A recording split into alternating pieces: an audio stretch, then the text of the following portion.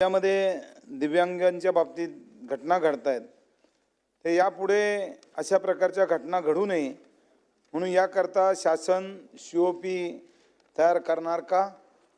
दुसरा माझा प्रश्न आहे की बनावट दिव्यांग प्रमाणपत्र सादर करून लाभ घेतलेल्या व्यक्तींच्यामुळे वंचित राहिलेल्या व्यक्तींना लाभ मिळण्यासाठी आपण काय करणार? आणि तिसरा प्रश्न असा आहे की अनेक दिव्यांग व्यक्तींनी प्रमाणपत्र मिळण्यासाठी अर्ज करून त्यांना अनेक महिने प्रमाणपत्र मिळण्यासाठी प्रतीक्षा करावी लागते। ती तातडीने मिळण्यासाठी शासन काय कार्यवाही करणार? अध्यक्ष महोदय, सन्मान्य सदस्यांनी विचारलेला प्रश्न अतिशय महत्त्वाचा आहे। हो, हे खरे आहे, आम्ही ऑलरेडी त्याच्यामध्ये कारवाई सुरू केलेली आहे। जसं की आता UDID म्हणजे युनिक डिसेबिलिटी आयडेंटिटी कार्ड हे सगळ्यांना कंपल्सरी केलेलं आहे।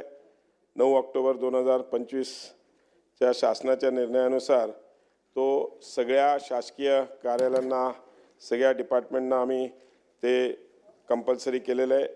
नोकरीत जसं आरक्षण किंवा प्रमोशन किंवा कोणत्याही प्रकारच्या सवलती घेण्याकरता आज जर हे असेल तर UDID कार्ड जे आहे ते कंपल्सरी GR काढून केलेलं आहे आणि त्याचा अहवाल सगळ्यांना, म्हणजे पूर्वी केंद्र शासनाने पण त्यामध्ये 1 वर्षाचा वेळ दिला होता, पण नंतर आपण 3 महिन्याचा ऑक्टोबरमध्ये त्यांना पिरियड दिलेला आहे आणि त्या 3 महिन्यात त्यांनी सादर केला पाहिजे, कंपल्सरी केलेलं आहे आणि ते असेल तरच पुढे त्यांना आन्सर समजा बोगस सर्टिफिकेट्स वगैरे दिले असतील तर त्यांच्यावर पण कारवाई करण्याकरता आम्ही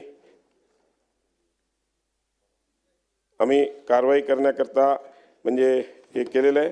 आमच्याकडे काही कंप्लेंट्स आल्या होत्या, त्या पण स्पेसिफिकली आम्ही व्हेरीफाय केलेल्या आहेत आणि 3 महिन्याचा वेळ दिलेला आहे। तो जवळजवळ जानेवारी एंडपर्यंत सगळ्या शासनाच्या सगळ्या डिपार्टमेंटला आम्ही पत्र व्यवहार केलेला आहे आणि सांगितलं आहे की 3 महिन्यात म्हणजे जानेवारी एंडपर्यंत ज्या पद्धतीने केंद्र शासनाने सांगितलं होतं त्या पद्धतीने जर हा UDID त्यांनी नसेल तर त्यांच्यावर कारवाई करण्यात, त्याच्यात मॅन्डेटरी आहे की 40% डिसेबिलिटी पाहिजे, 40%पेक्षा जर खाली असेल आणि सर्व शासकीय रुग्णालयाला पण आम्ही पूर्वी जो 1च दिवस होता तो किमान 2 दिवस तरी त्यांनी सर्टिफिकेशनसाठी द्यावा, ज्या माध्यमातून हे करण्यात येईल असा आमचा प्रयत्न आहे।